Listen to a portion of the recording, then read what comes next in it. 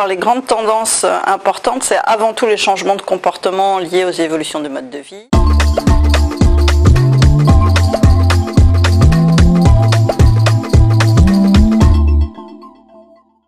Donc notamment le développement de la restauration en foyer, et puis les grands changements des attentes des consommateurs qui sont liés à la fois au changement climatique, donc des attentes écologiques, et puis des attentes en matière de santé.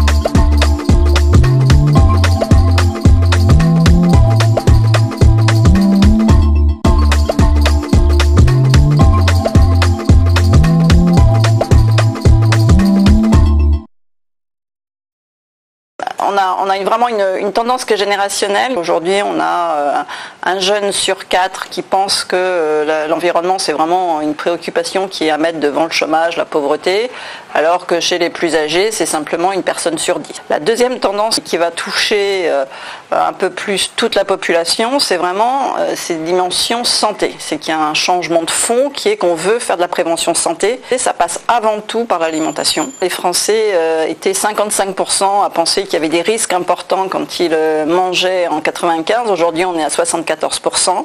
Les consommateurs ont besoin de se rassurer. Ils ont plusieurs lieux de distribution qui vont aller dans ce sens de rassurance. C'est d'être proche du producteur. Donc ça passe par la vente directe, par la cueillette, par les circuits courts au sens large, qui vont permettre aux consommateurs de créer un lien de confiance par rapport à la production, et notamment en rencontrant l'agriculteur, ils ont besoin de transparence. Alors en plus de la vente directe, évidemment, il y a d'autres façons de rassurer les consommateurs, et c'est de proposer des produits qui répondent à ces peurs. Et donc on a à la fois d'un côté toute l'agriculture biologique qui fait des croissances énormes, mais on a aussi des promesses de produits sans, c'est-à-dire du résultat dans l'assiette.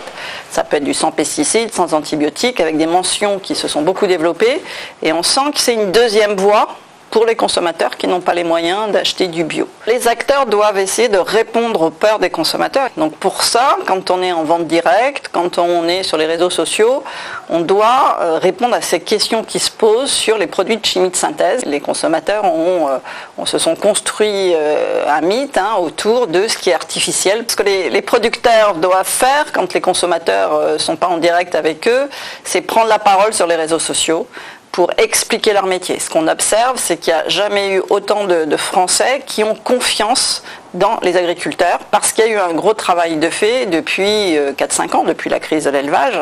Et finalement, c'est ça qui relie le consommateur à l'agriculteur. C'est quand l'agriculteur va être présent dans les médias, sous quelque forme que ce soit.